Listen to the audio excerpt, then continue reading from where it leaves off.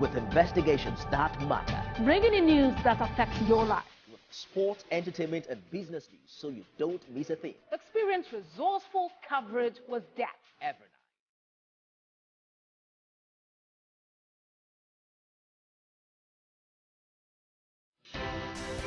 At TVC News, wherever the big news story is happening, we're geared up to break it.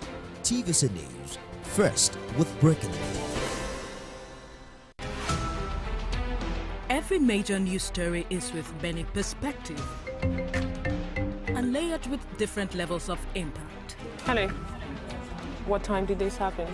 We will be right there.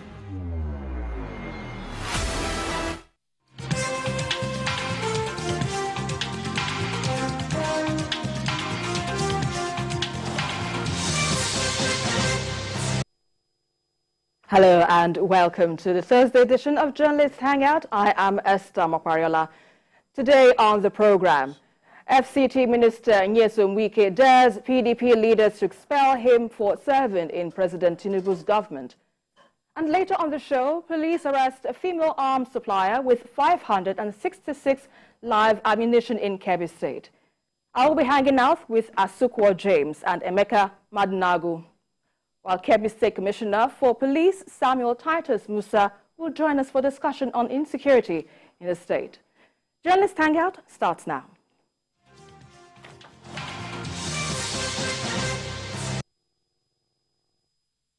Right, let's begin with efforts to make Lagos a smart city. Now, the state government has announced that the Blue Line Rail will begin commercial operations on Monday, the 4th of September.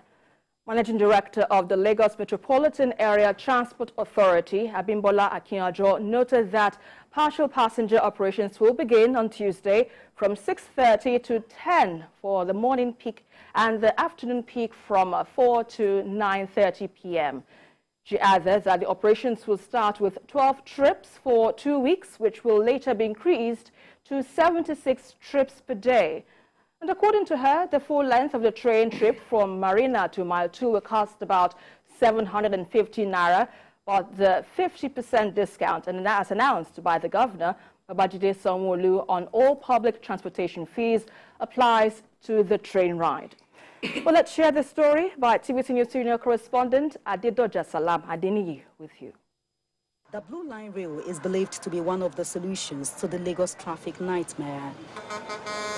Managing Director, Lagos State Metropolitan Area Transport Authority, is taking journalists on a train ride to educate the public on how the new mode of transportation will work.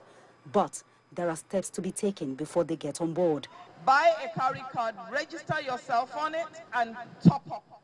There is no other way to get on the train except with the carry card. As the commercial operations commences next week, the Blue Line Rail will move from Marina to Mile 2, where Governor Babajide Sanwo-Olu is expected to be the first passenger at the Marina station. From Tuesday, partial passenger operations will start from 6:30 a.m. to 10 a.m. That's the morning peak, while the afternoon peak is from 4 p.m. to 9:30 p.m. The operations is expected to start with 12 trips for 2 weeks, which will be ramped up to 76 trips per day. We have over 300 cameras in our stations. We have plainclothes police officers working on the platforms. Under no circumstance should anybody cross the tracks, because there is no alternative to life. If you cross the tracks, it will be fatal. From the Blue Line Rail terminal in Marina, we embarked on a 7-minute journey from Marina to the National Theatre Station, to and fro. The Lagos Rail Mass Transit Blue Line is the city's first light rail system and the largest infrastructure undertaken currently in Lagos State. A full journey from Mile 2 to Marina will convey about 150 to 170,000 passengers daily. Adedoja Salam Adeniyi, TVC News, Lagos. Well, yes, I still have my guests in the studio with me, Asukwo James and Emeka, to give their perspective on this. But let me begin with you now, Asukwo. First off, the Lagos Rail Mass Transit Blue Line has been long anticipated, and now we're going to see operations begin on Monday. But let's understand, what are the likely implications now for the city's transport system and, of course, urban development in Lagos State, taking a cue from what's going to happen on Monday? From what we'll be seeing will be, because what they're thinking of is getting about 150,000 passengers, per daily, taking the from Marina to my 12, and then my 12 to Marina daily, at least 150,000 passengers, and that will ease the traffic along that area, because if you drive past, or if you are going towards maybe Badagry area, if you know the influx of people who are always coming to the island, so now people will now say, okay, fine, let's take the train. And with this, people will be anticipating the Lagos State government to spread it to Ikorodu, right, to Agbado area. Already the Agbado, they are already doing the tracks and all, which is the red line, because this is the blue. And maybe towards the future, they're also thinking about the green, which is the Ekpe area, as in going to Lekki and then coming back down to Ikorodu and all that. So if Lagos is able to be connected by rail, it will make life extremely easy for people in Lagos. That is when you can now say, yes, this is truly a city. Because let me tell you, Esther, any big city that doesn't have a functional rail system is, I can't call it a mega city or a big city. You are just a city. If you go to London Underground has been in existence since 1868. And they keep getting different undergrounds, and the tubes is like, if you go like this, you can get to anywhere around London. Same with New York City.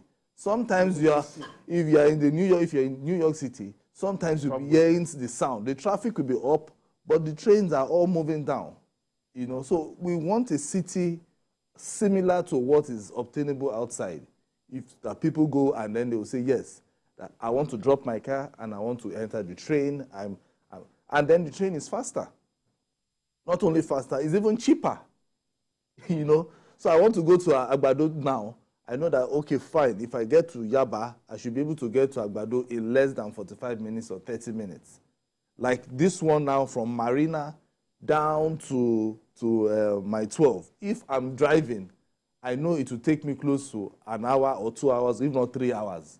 Because one, the yellow buses will block the road. Yeah. And I will not be able to my 12, sorry. My 2. I will not be able to, pass the road.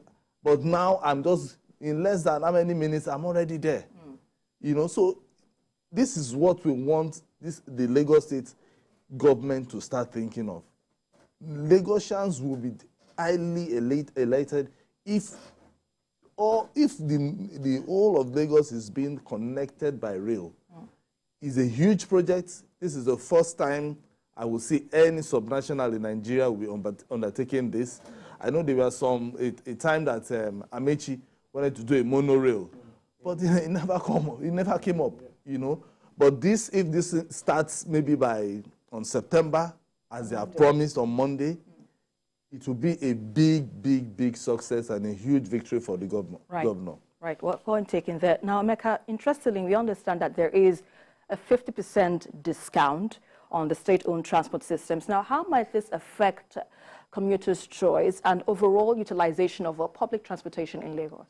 Yeah, of course, it's going to broaden the scope of public transportation in Lagos, and it's going to bring in a new perspective to living in Lagos. And my concern actually is also about the tourism. I don't know if the state government factor that in, because for instance, the DC Metro that I'm used to, I've never been to London, but of course, DC Metro I'm used to. It flows through certain areas, Union Station and the rest of them. So you want to, along the line, if you're a tourist, if you're visiting DC, for the first time? Yeah, for the first time. You put in your itinerary, you have your card, you saw the MD who was, showing a card, and you even get points. You get some travel points, just like, if you're a regular flyer on an airline, you get some, you know, more like bars. some credits. Yes, you get some credits. Thank you very much. So that will even encourage people to spend more, and that will make that train service very viable. As a matter of fact, whatever loans the government has taken on that service can easily be repaid by that train using, you know, making it, you know, to interconnect. Apart from just carrying passengers, 150,000 passengers to 170,000 passengers a day is huge. It's huge. So if you see that traffic as a means of revenue, as a huge, not just revenue, but going in different directions. So each passenger, for instance, what do you look at each passenger as? A traveler, a tourist, maybe somebody, maybe likely a resident, or somebody is going to stay in a hotel, or somebody is going to visit a recreational center. So it should not just be about carrying people to and fro, but you should take it a notch higher. Right. Take it a notch higher, such that, you see, Lagos will now become a place where that people look forward to coming to spend money. Right. And going on that rail service, there are connecting points. And what does it do? On that line, it will also boost the real estate. Real estate on that line, because, for instance, if you have some iconic structures, I go back to DC, like Union Station, you know, people want to maybe get off the train, take some photographs, do some shopping, and then you get on board again. There's not how you go to Union that you won't want to take pictures. You want to get a meal, you want to take pictures, you want to go around the shops, you want to go up and down different shops. So I think the whole gamut, it should be such that, you see, the government, you know, in terms of broadening its revenue, the government can make things so much easier for itself. And we've been crying about tourism in this country. Right. Tourism is seriously neglected. So there are huge potentials. This is a huge game changer. As a matter of fact, you know, there are cities that really depend on their rail system for a lot of revenue. But one thing is that in Nigeria, we have come to depend so much on oil. On oil. Now, look at, I'm sorry, the National Bureau of Statistics just released a report that says that services have become the highest earner, you know, contributor to our GDP, surpassing agriculture. So if you now key into this and say, okay, how do we use this? Right. How do we use this to move into the future? Right. There's so much. There's so much that there's so much that we can harness from this. A lot. Indeed. Well, we cannot continue with this discussion. Let's quickly move on to our next issue of focus, where campaigns for the coming governorship elections in Bayelsa, Imo, and Kogi states are beginning to take shape. Now, the National Working Committee of the All Progressives Congress has set up 3 national campaign councils for the November 11 governorship elections in the states. And Kebbi State Governor Mohammed Inuwa Yahaya will chair the Bayelsa Campaign Council, and Cross River State Governor Basi Otu will chair the 138-member Imo Campaign Council, while Governor Dakwa Abiodun of Ogun State will chair the 135-member council for Kogi State. Asuko, I'm particularly concerned about the controversy now surrounding the APC's campaign list, where Wike's name was added up in the list in the first place, and he, well, you know, the denial on the part of the APC, the APC's leadership that this is not true. So what do you make of this controversy about this Wike's name placed in the first place? Maybe they were thinking they wanted to play a fast one, but unfortunately, Wike has, he might be working for the government, but he has always said it that he's not part of the government. You understand? And which is something we'll discuss later. You know, so it's better that they had to clear that that Wike that he's not a member of the team of the campaign council, and which makes a lot of sense. You know, because if you continue to, you know, bring people who are not meant to be in the party to begin to run campaigns for you, he's still a member of the opposition. And don't forget, in Imo, they have a strong candidate. In Kogi, they are candidates that they are going to, they have strong candidates. In Bayelsa, which they wanted, in quotes, which some fifth columnists wanted Wike to be a part of, couldn't succeed, but they have a strong candidate because the incumbent governor is a PDP member. Right.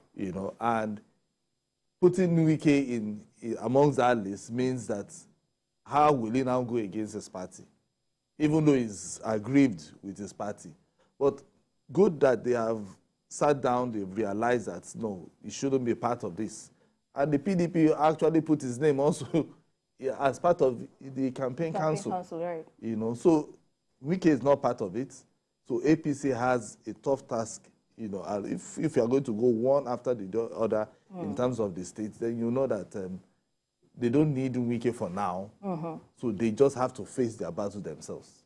Indeed, but would you say it was a misstep or calculated attempt or deliberate strategy on the part of the because the party from the National Working Committee, I'm not sure it actually came from the National Working Committee. Right.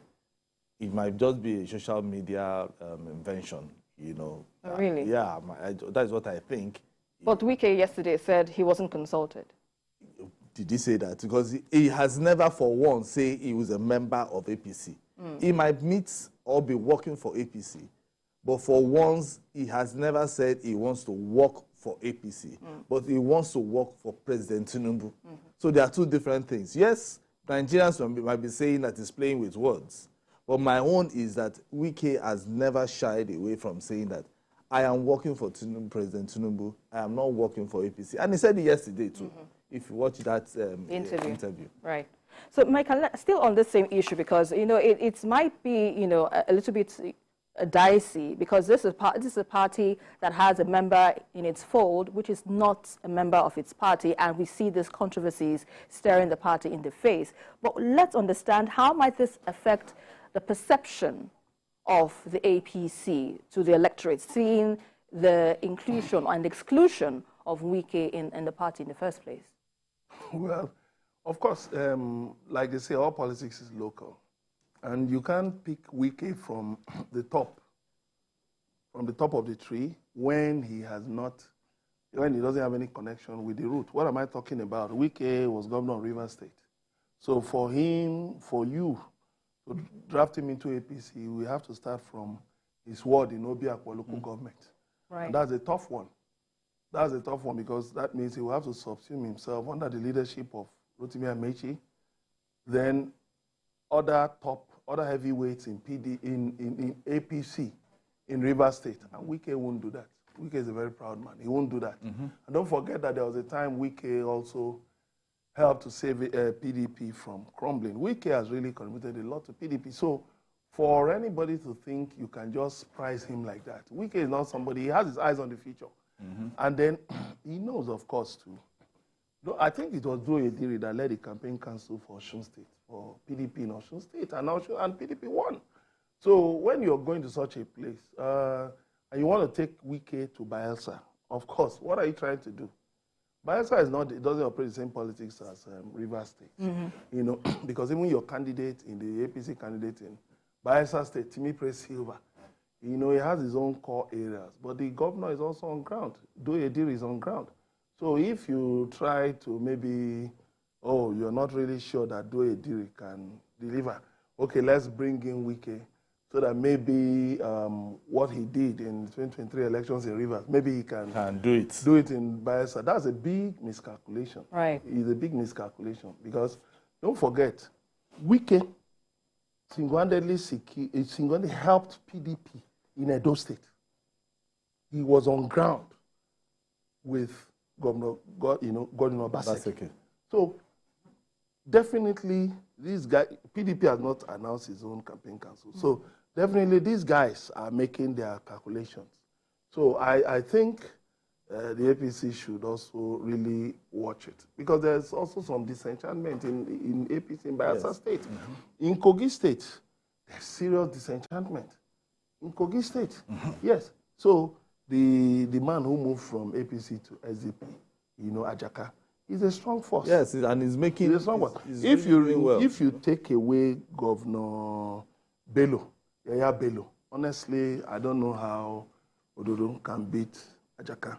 Sincerely speaking, ask people in Kogi State. Now, people from Kogi State, Ajaka is on ground. But, well, of course, Yabelo has been really pushing himself, to ensure that APC wins. But, well, the electorate will decide at the end of the day. Then, talking about Imo State. Imo is, well, I know Opuzodima is strong, but of course, he himself knows deep down in his heart that he cannot just go to bed and relax, thinking that Sam Dadi Anyanwu and Atan Achono are just paperweights like his social media boys, make it look like. Okay, I now ask some of them, I say, okay, if you think Sam Dadi Anyanwu is nobody, Atan Achono is nobody, but every day you talk about these people. Every day you bring up one story or one lie or the other, one thing or the other against these people. If they were nobody, you wouldn't be a good product sales designer. You don't be advertising them because you are the ones even popularizing them more. If you do a content analysis of what his social media boys do every day, they talk more about his opponents than him, about the governor. The governor was he attended a stakeholders meeting in Nkwere local government areas, I think some days ago. But do you know what? Some of his boys, instead of highlighting that, the things, getting some bites out, they were busy hitting somebody, hitting Atan. And that visit of the governor of Nkwere local government was virtually out of the media. So I think in running this campaign, the APC should really look at its strategy. Right. Because some of these politicians actually left PDP for APC. Some left APC for PDP. So Nigerian politicians are actually just, like night and day. If it favors them in the daytime, they are there. If it favors them at night, they are there. Asuko, what are your thoughts now? What are the chances of APC in these states, in the government elections? For the Kogi, because if you look at it, for APC, yes, they have the incumbent now, which is Yaya Bello, but bringing Ahmed Dodo, who is also from inside, to come and take over, he has even caused another problem. Yes, so that is why another person who is the Ajaka from the SDP is making inroads and is also getting really, really popular. Yes, Dino Mela, yes, he has been very popular on social media, and even they are even saying that power should have shifted to them, which is the Kogi West, the Okun people. But it seems not to be a strong force when you compare him with maybe Ajaka, and then the Ododo.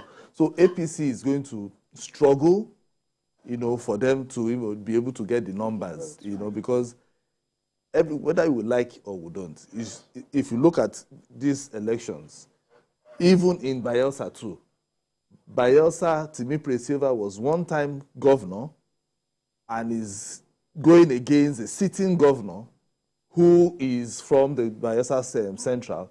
But where Timipre comes from, a zone that has the numbers in terms of the voting population, which is the Southern Kaduna, the Nembe, the Brass, and Ogbia. Southern Ijo. So that is the luck that he has. So if he can galvanize this local government to himself, that is where he can either shake the table a bit, And then for the Imo, just like Emeka said, people are not talking about the governor. The governor is doing so many things, and they are not talking about him. But they are rather talking about the opposition, which is Samayawu, which is Atan, Achonu, or the Labour Party. So if his team can sit down and re-strategize and look at all the things that the governor is doing, because the governor has been doing a lot of roads, network, and all that. The only snag is just the insecurity, which is general in the region. But in terms of road and infrastructure, he has been doing, and that is where the strategy, his own strategists, in quote, are supposed to work on. Right. But for this election, this off-season election will just be another Titanic election, whether we like or don't. All right, let's quickly go on a very quick break. You're still on to Journalist Hangout. We'll have more discussions when we return after this. Stay with us.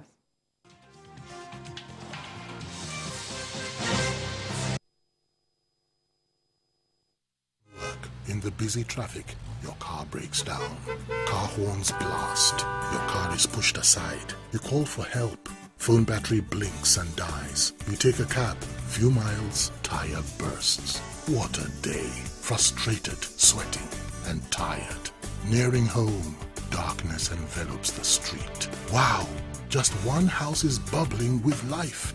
Brilliant lights, loud music, smiling wife, all welcome you. We alone have light? Yes, it's JRB Solar Energy Systems, my anniversary present to us. No matter how dark life is, the sun is gonna shine on everything you do. JRB solar inverters, batteries, solar panels, solar street lights and more. Telephone 0906 752 1111. Email sales@jrbsolar.com. JRB, the sun is gonna shine on everything you do. Now, the Minister of the Federal Capital Territory, FCT, Nyesom Wike, is the man that never runs away from a fight. Wike has dared his party, the People's Democratic Party, to expel him, and the former governor of Rivers State stressed that he is yet to see any PDP leader who has the authority to expel him from the party, noting that he should be the one calling for the discipline of those who violated the party's constitution. Emeka, we saw the interview last night, and we definitely would have, taken it back perhaps. Well, some would say, well, it's expected. But how significant now is Wike's challenge to the PDP to expel him, knowing the influence he has on the party? Wike ended up saying nothing. Typical Nigerian politician. Typical Nigerian politician that will call you out to a fight, but indoors, they will say, bros, easy, we are brothers. Of course, a Nigerian politician. Didn't he say that some PDP leaders endorsed his nomination as a minister? So what is he talking about? Who wants to expel him? The only thing is that, like people have told him, you shouldn't be working to destroy the very structure you worked so hard to build. That is the thing. That is Wike's problem. Wike actually has been a very loyal PDP man, a very loyal party man, somebody who is on ground, who has boots on ground. But I think along the line, when, of course, the party began to move away from his influence, the party shifted him. When he dumped his man, the total chairman, as he was called then, the former chairman, I think then he supported the other man from Benue, Iyochayu, thinking that, of course, that would translate to him getting the presidential ticket. But politics doesn't work like that. 1 + 1 is not always equals to 2 in politics. So at the end of the day, when things didn't work his way, he now work out in his way. He now turned against the party. But at the same time, I think people must have advised him that, listen, Wike, serve Tinubu, work for him, but keep your tap roofs intact. Because if you uproot the Iroko tree, the Iroko tree doesn't fall silently. If you uproot the Iroko, it falls with everybody. Heavy fall. In the village will know that a big tree has fallen. So take it easy and make sure you arrange your policy in such a way that you will remain relevant. Right. Because at the end of the day, if you look at it, okay, with all he did in Rivers, all the shouting and everything, like some people have said, he emerged as FCT minister. Let's even take it, one state. But another person, an unknown person, was made Niger Delta minister, 9 states. So when you go back to the South-South, who is more prominent? Who is more prominent? This, politics is, like I said, politics is local. Yeah. And these things are real. These things are facts. If you start shouting, this is and the people will say, oh, go and sit down somewhere. That let's come down to the brass tacks. That the man in charge of Niger Delta Ministry is like a governor of 9 states. So what are you talking about? So I think, well, I commend him. He's a hardworking. He was a hardworking governor. He worked hard in Rivers State. But he should also remember that PDP has also been good to him.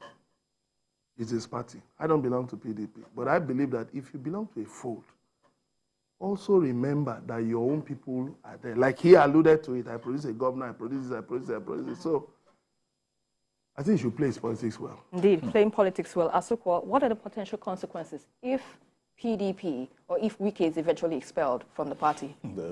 He has told you that nobody can expel him. No, and I'm very sure. No, the thing is they can't even expel him because they need him. Yeah. See, he's like a beautiful bride. You can't just discard the bride like that. No matter what the bride will do to you, you always look for some features that makes that bride beautiful. Right. You understand? So to him now, he knows that he has everything that will make them not to, remove him from the party. Perhaps anti-party activity. You know what? He has told you that even before taking that job, he went to his ward. The ward chairman said, go ahead. He went to his state chairman. He says, go ahead. He went to national chairman. Go ahead. He went to his governor. His governor said, you should go ahead. So if he has the backing of this, those that matter, because just like he said, the tap roots, those are the tap roots. Because if they want to expel him, it has to come from the ward to say anti-party.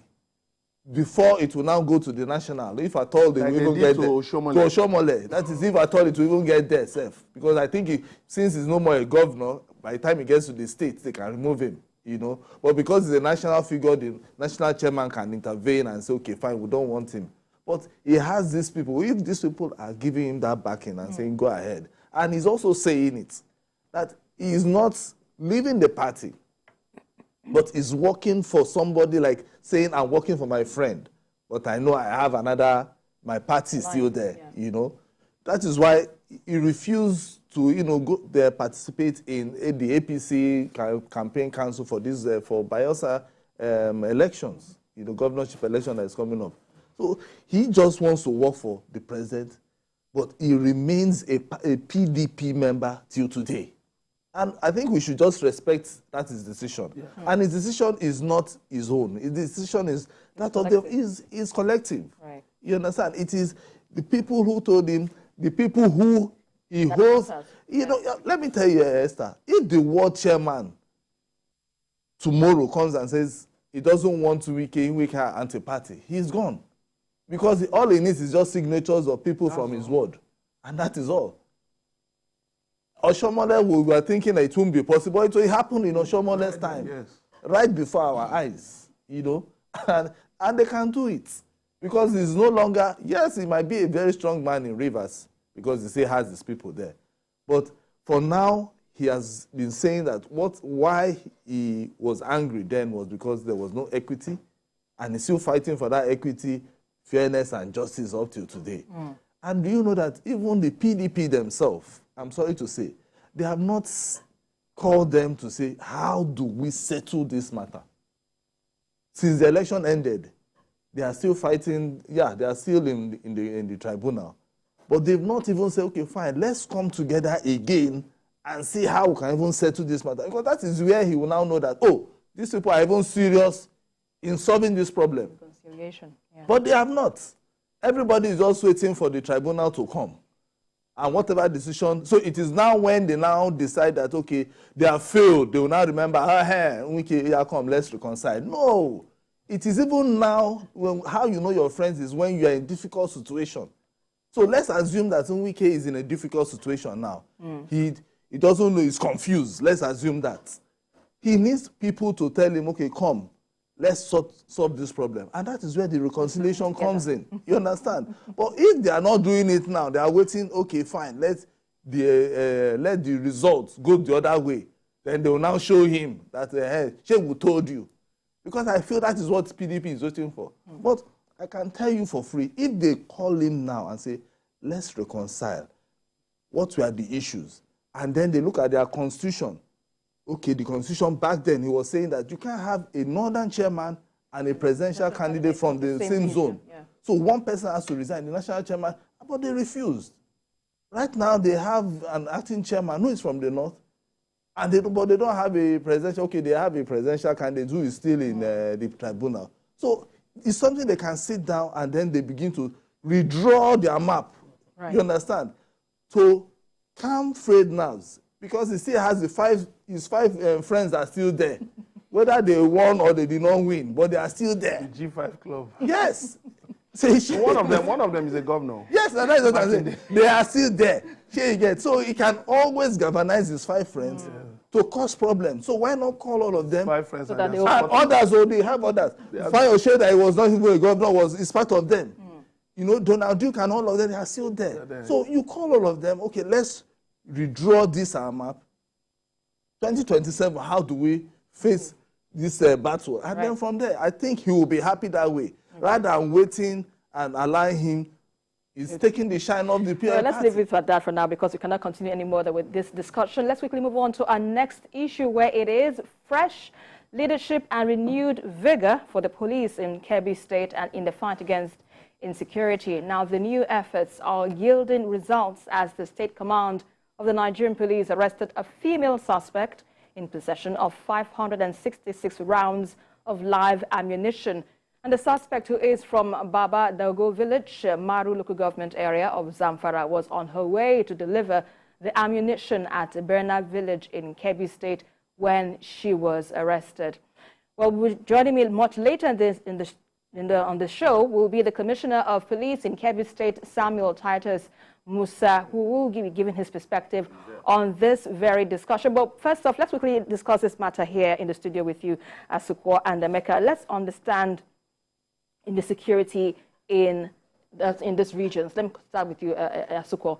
What do you think, what's your assessment in terms of security in the state and in the overall region in Nigeria today? I think the solutions are still just, from all indication, it's not as worse as, some months back. But I think with the new strategies coming from the military as well as the police, they are trying to solve the problem. But from when I read this Kebbi story, we still have a lot of work to do. Right. And it's not just only Kebbi, it cuts across. So the president and those who are in charge of security they have a lot to do in terms of educating Nigerians on the dangers of going into crime. And in reading this particular story that I just read, it's like somebody actually gave a woman a sack. We are going to deliver somewhere without the woman knowing, which I think we are going to ask the CP, because I feel that they shouldn't have brought this to the press. That is me.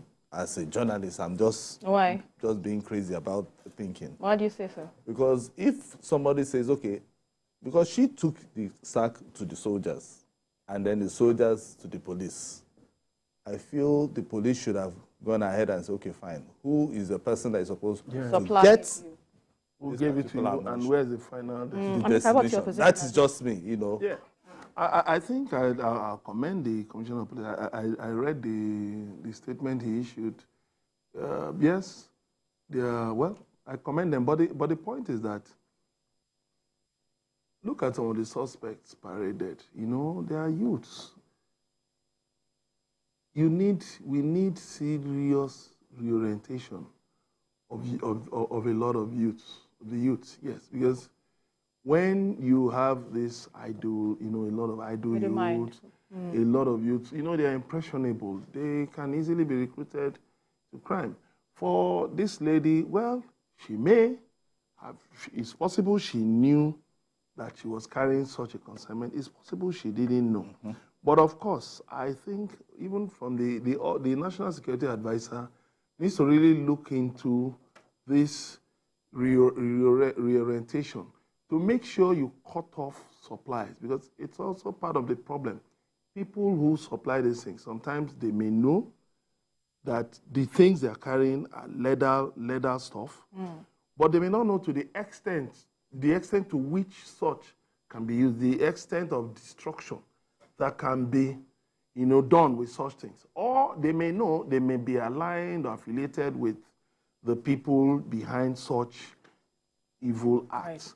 But the campaign must constantly go out to the grassroots, to the youths, to the women, that you cannot be a courier, you cannot be a participant, you cannot aid and abet crime. Stay away from crime. Right, point taken there. Let's quickly bring in the Commissioner of Police in Kebbi State, Samuel Titus Musa, to give his perspective on this latest report. Good to have you on the program this evening, sir. So now, in your recent press release, you cited some of the police commander accomplishments in preserving the peace in Kebbi State. Could you, for instance, first off, share insights into your strategies in deterring criminals now from and maintaining success in combating the level of crime you've witnessed in the recent times? Thank you very much. When I came in here as the Commissioner of Police, the first thing I did was to ensure that we have the wherewithal to be able to face the criminals headlong. I discovered that we were actually in depth of especially the APC, because the APC is a very, very important, potent tool in fighting crime, especially as it affects banditry. We ensure that we deployed our men on a strategic point where they could conduct stop and search. Also ensure that men are equally deployed in strategic location. And one of it is the issue that paid off when we were able to pick this particular woman due to the synergy between the police, the army, and the vigilante. She was arrested, of course, on her way to deliver the ammunition to Bena, and she was quickly apprehended, and we were able to bring her before the law. All right, with that being said, there are concerns that perhaps you shouldn't have brought this story out to the press. So how do you react to this concern? Well, that's a parading of a suspect is not a new thing in the police. We have been doing it, and I don't think that will deter will affect the investigation in any way. The information she has given us, we already have them very close to our chest, and we're already working on them, and by the grace of God, we will get to somewhere. All right, now you also mentioned that there's a recovery of a rocket launcher from an armed bandit. Could you provide an overview, first of, on your efforts to counteract these kind of threats from reoccurring? Yes, these armed bandits actually came to attack a particular village in Kebbi State, and the distress call was made to our policemen, and they quickly rushed to the scene. On sighting our ever-ready policemen, they took to their heels and abandoned the rocket launcher, and we quickly recovered it. All right, let me quickly ask you now, in cases of motorcycle theft, could you share some ongoing efforts now to combat this type of crime and perhaps, offer some tips for residents to ensure safety? Yeah, during my press briefing, I call on the citizens of Kebbi State to be vigilant. I think the issue is men riding motorcycle late in the hour. And these criminals have already monitored them. So whenever they intend to pick a particular motorcycle, they will either be 2 or 3. They will ask them to drop them in a particular area. They will carry them, and in the process, they will hit them and collect the motorcycle. But when the incident started happening, we quickly strategized, and we ensured that we deployed our men at all strategic places within the metropolis. And for a while now, I think that has stopped. So, Honorable Commissioner, sir, how would you describe the crime rates in Kebbi before and after you came? Would you say it was a really bad situation? Before I took over, I think, to be honest, we were having massive attack, especially of bandits at the border between Kebbi and Zamfara. But when I took over, owing to the fact that the Inspector General of Police equally assisted us with this APC and other arsenals, in fact, I want to tell you sincerely that the crime rate as regards the issue of attack of communities has reduced drastically. In terms of welfare, because I know if you don't take care of your people, your men, they'll always compromise. Now that you're there, Is there any assurance that your men are being catered for adequately so that they will be able to tackle, these criminals? Yes, I will tell you that frankly that that is being done. We thank God for the governor we have on ground. The men deployed on this operation have been paid their allowances as at when due, and they are not in any way compromising or allowing criminals to take over their areas of responsibility. We thank God for that. So are you saying if I'm coming to Kebbi, for instance, I won't see your men at the checkpoints? You will see them at the stop and search point. We don't call it checkpoint. Okay, stop and search. Yeah, okay. We do that one depending on the need. When the need arises, we establish a stop and search point. Immediately we accomplish the purpose. We dismantle them and move them to another location. But we have particular areas where our men are there constantly. So if you are coming into Kebbi State, I can assure you that you will not have any issue with crime or any attack. All right, so what initiatives now is in place now to strengthen public-private police-public partnership, that is, to ensure that there's a community engagement to protect or to improve security and improve safety in Kebbi State? Any talks about police-public partnership here? There is. I had a conference with my officers this morning, and I think the emphasis was on working relationship with the community, police-community relation. We already have a robust relationship with the community, especially with the informations and they have been giving us. And we once in a while call on them, so we can pally together and get their views on our performances or otherwise. So this police-community relation is actually robust in Kebbi State. Yeah. How has it been in terms of cross-border policing? In terms of cross-border policing, I mean, how has been the experience between Kebbi and Zamfara? Because we know banditry is a serious problem between both states. So how have you been able to deal with that issue? The contagious states, that's Kebbi, Zamfara, Sokoto, I think we are in constant communication. We have any issue that we know will affect the other state, we normally communicate. And then if we have information about movement of bandits, we quickly put our men on alert, and that has helped a lot to check their encroach into Kebbi State. So what about cattle rustling? How serious is it? How much of a challenge is it for you? I want to tell you that since I came in here, I have not received any single report of cattle rustling. I have not. Rather, we are recovering some of the cattle that were rustled in other places. We go in when we get information as to where they are kept, we will enter the bush and recover them. But as regards... Go on, please. Yeah, as regards whether this issue of cattle rustling going on currently in Kebbi, I can tell you confidently that it has been reduced or it has been stopped. No, sir, let me take something from what you said. You said you're recovering cattle rustled in other places. Are you trying to talk about other states, maybe cattle rustled in Zamfara and Sokoto, recovered in Kebbi? Do I get that as what you're saying, sir? Because we have there's